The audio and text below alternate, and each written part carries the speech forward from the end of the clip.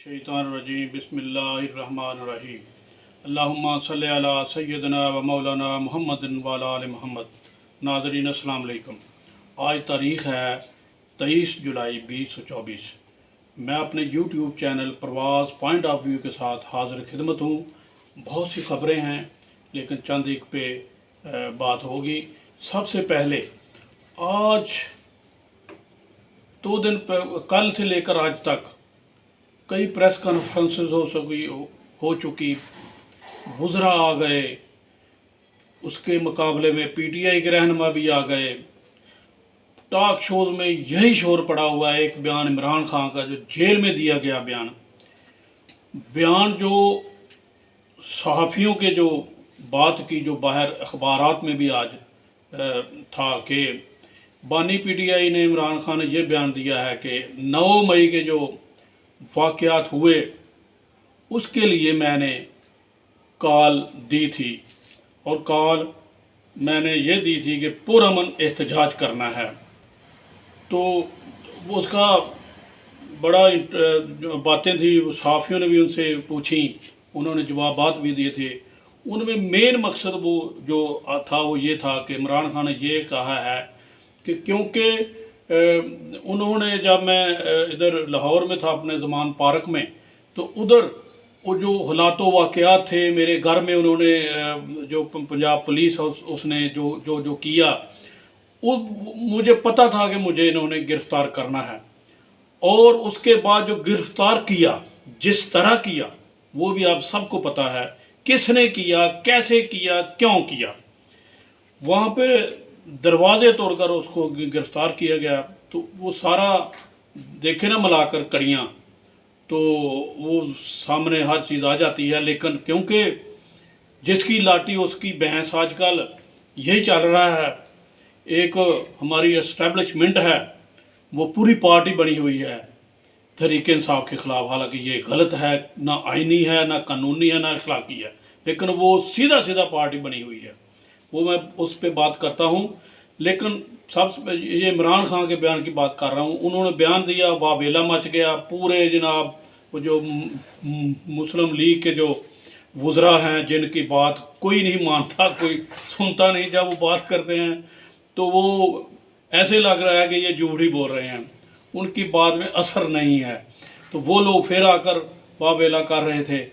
तो उस बात को लेकर के, क्योंकि उसने कहा कि मैंने लोगों को कहा था, उसका ये कर रहे हैं तशरीह कि उसका मतलब ये है कि उसने इतराफ़ कर लिया है। सबसे बड़ा जो बाकी तो सब दे रहे हैं, लेकिन जो मीडिया में चल रहा है वो मरीम नवाज़ का बयान चल रहा है। पहले तो वो था ना, पूरी जो है ना सुप्रीम कोर्ट को तड़ियाँ लगा रही थी कि हम ये कर दें, वो कर देंगे।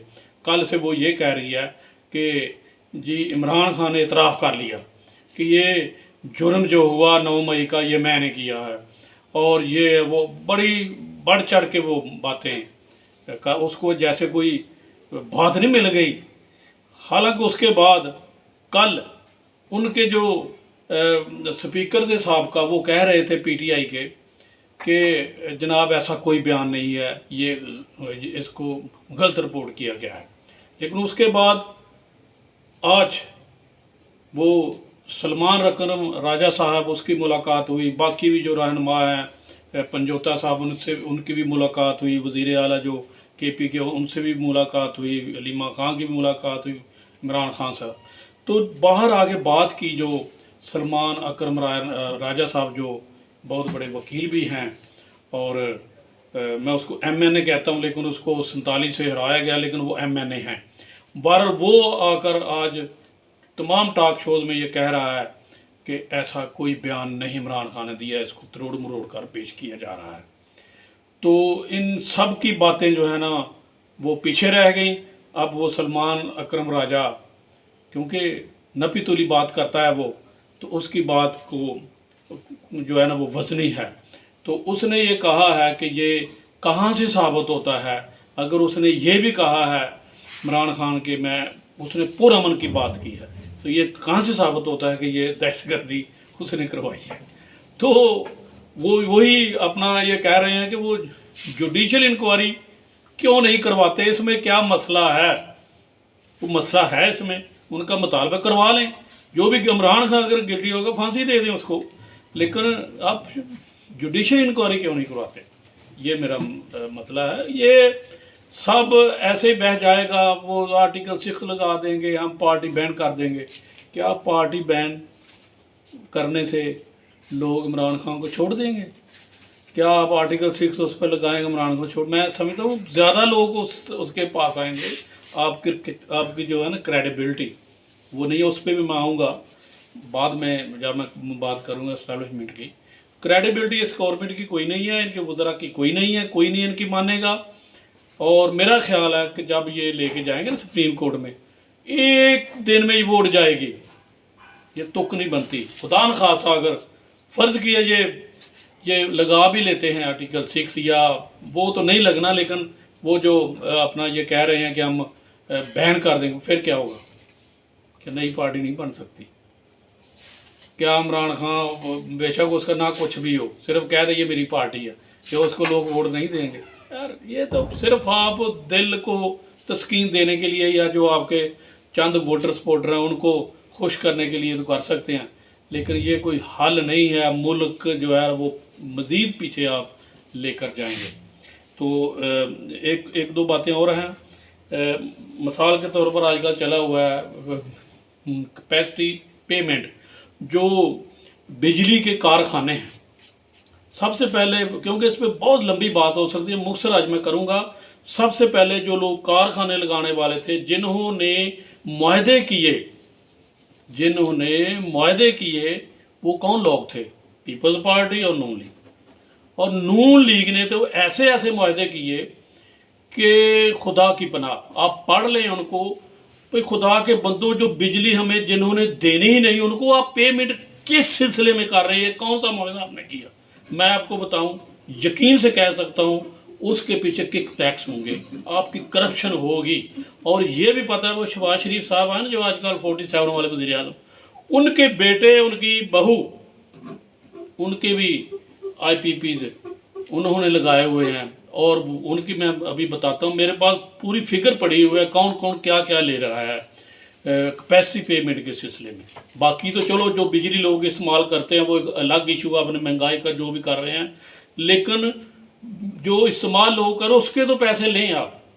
लेकिन जो इस्तेमाल हो ही नहीं रही, उसके पैसे किस खुशी में आप लोगों से ले रहे हैं? ये तो गौहर एजाज जो साबका वज़ीर था, उसका भला हो कि उसने इसको उठाया फिर, और लोगों ने इसको लिया, और अब ये रौला भरा हुआ है।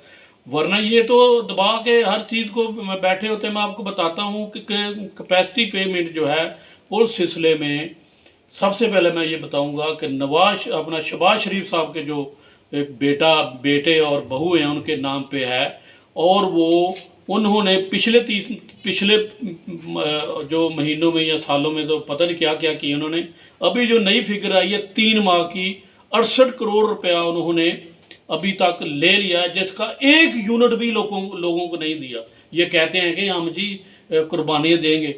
भाई कुर्बानी दे ना, वो जो अपने हैं, ज़ाती हैं, आपके पर्सनल हैं, उनसे कहें वो हमको आकर, हम पे ये नहीं लेंगे पैसे। वो लें जो आप बिजली दे रहे हैं, वो अलग उस पर भी बात होगी, लेकिन जो दे रहे हैं लोग उससे पैसे लें। लेकिन जो आप लोगों को बिजली दे ही नहीं रहे, 1 यूनिट भी नहीं पैदा कर रहे, उसके पैसे किस खुशी में आप ले रहे हैं? और आप ले रहे हैं, आपकी हुकूमत है, कहते हैं कि हमें मेरे कपड़े बिक जाएंगे, ये होगा वो होगा, सिर्फ ये नारे हैं आपके। दूसरी, मैं जिनको पावर प्लांट है, वो कई सालों से बंद पड़ा है, 1 यूनिट उसने पैदा नहीं किया, और उसको 98 करोड़ यानी कि 1 अरब रुपया तकरीबन हर माह दे रहे हैं आप। वो आपको 1 यूनिट भी नहीं दे रहा। ये है कारकर्दगी इस हुकूमत की। बहुत तफसील है, लेकिन मैं इस पे ही दूसरी बात इसके ज़िमन में ये करता चलूँ कि मैं आज एक खबर पढ़ रहा था कि गुजरांवाला में बिल इतने आ रहे हैं कि चीखें निकल रही हैं लोगों की। अब तो जून के जो बिल लोगों ने अदा किए वो तो कर दिए, आप देखें अगले बिल जो आने हैं, अगले माह में आने हैं, जो उसके बिल अभी आने हैं, वो देखें लोगों के साथ क्या होता है। वो खबर ये है कि गुजरांवाला में बिल ज़्यादा होने की वजह से बाई लड़ पड़े और एक भाई ने दूसरे भाई को कत्ल कर दिया बिल की वजह से। और ये कत्ल किसके सर है, ये मुझे बता दें, ये बिल किसके सर है। ये हुकूमत जो 47 वाली है, ये जो वज़ीर आज़म है जिनके अपने पावर प्लांट्स हैं उनकी है। दूसरी एक और मैं पावर प्लांट के सिलसिले में बात का ये भी आ रहा है, 50% जो पावर प्लांट्स हैं वो तो हुकूमत के अपने हैं, इधर से लेते हैं उधर देते हैं। 20% जो है वो भी पाकिस्तानी जो लोग हैं उनके हैं, 30% गालबन, और 20% हैं सिर्फ जो गैर मुल्की पाकिस्तानी। यार 80% जो हैं आपके हैं, आपके लोगों के हैं, उनको तो आप कह सकते हैं तो ये ना ले पे भाई। कुर्बानी तो ये है, नहीं कुर्बानी भी क्या है, ये एहसान है आपका यार। लोगों को लूट कर उनको पैसे दे रहे हैं, ये कोई एहसान नहीं, कुर्बानी भी कोई नहीं है। ये आपकी जिम्मेदारी है। वो पिछले जो दिए हैं वो भी कवर करें इनसे। कौन सी बदमाशी कर रहे हैं, हुकूमत कर रहे हैं, बदमाशी कर रहे हैं लोगों से आप लोग, खुदा का खौफ खाएं। एक बात और करना चाहूँगा, एक लोकल खबर है वो आखिर में देता हूँ कि ये जो बन्नू वाक़या हुआ उस पर कल ISPR ने उस पर भी बात की। बाकी भी ISPR जो है वो एस्टैब्लिशमेंट का जो है ना एक अदारा जो लोगों को अपनी बात कन्वे करता है, उसके एक आए उसके स्पोक्समैन, तो उन्होंने कल प्रेस कॉन्फ्रेंस की, बहुत सारी बातें की। ठीक है, बहुत सारी बातों से इत्तेफाक भी किया जा सकता है, लेकिन वो जब ये उसकी प्रेस कॉन्फ्रेंस के बाद PTI के लोगों ने प्रेस कॉन्फ्रेंस की और उन्होंने एक एक बात का जवाब दिया। आप वो उनकी प्रेस कॉन्फ्रेंस दे लें और PTI के जो रहनुमा है उनकी उमर यूब हैं, दूसरे सारे, उनकी प्रेस कॉन्फ्रेंस जो है वो सुन लें। आप खुद फैसला कर लें कौन सच्चा है, कौन झूठ बोल रहा है, कौन क्या कर रहा है। मैं एस्टैब्लिशमेंट से एक गुजारिश करना चाहूँगा, भाई आप पार्टी बनकर आकर बात करते हैं, ये एक ना तो आईनी है ना इखलाकी है, ये बहुत गलत बात है। मिसाल के तौर पर छोटी सी बात करना चाहूँगा, वो आकर आपके स्पोक्समैन जो है वो ये कह रहे थे कि मिसाल के तौर पर बातें तो बहुत सी थी, एक छोटी सी बात करो, वो कह रहे थे कि सियासी माफिया PTI को कह रहे थे कि एक सियासी माफिया का नाम दे रहे थे, दूसरा एक मखसूस टोला है, सियासी मखसूस टोला है, इंतशारी टोला है। नहीं आप ठीक है, वो आए ना नून लीग वाले, वो कह भी रहे हैं, वो कहें, ठीक है, उनका फ़र्ज, वो सियासी उनकी जंग है, वो लड़ें, लेकिन आप ना कूदें इसमें। आप जो आपकी बात है वो करें। आपने ये करके अपनी सारी जो प्रेस कॉन्फ्रेंस है ना उसको ज़ाया कर दिया। लोग नहीं मानते, लोग कहते हैं यार ये अवाम के खिलाफ ये बातें करते हैं, तो ये नहीं, क्योंकि PTI जो है जो मर्जी आप उसको कहें, साबित करें अदालत में जाकर, लेकिन अवाम के सामने आप ना कहें। इसलिए अवाम इस वक्त सबसे बड़ी सियासी पार्टी PTI है, इसमें कोई जो है ना नई बात। सबसे ज़्यादा वोट भी लोगों ने उसको दिए, सबसे बड़ी पार्टी भी वो है इस वक्त, सबसे ज़्यादा जिसको लोग चाह रहे हैं वो भी वही है। तो आप उसकी बात पहले साबित करें ना, अगर कोई साबित हो जाए चीज़ ठीक है वो करें आप, लेकिन वो आप फिर भी नहीं कर सकते। वो आगे हुकूमत करे, जिनकी हुकूमत है वो फिर 47 आप लाए, उनको सबको पता है वो 47 वाले हैं, ठीक है। लेकिन एक बात जो गौहर यूब साहब ने की वो बड़ी पते की बात, उन्होंने कहा कि ये गवर्नमेंट नाकाम हो चुकी है, खुद बात इनकी ना को मानता है, ना ये क्रेडिबल हैं, इनकी बात पे कोई भी कान नहीं धरता।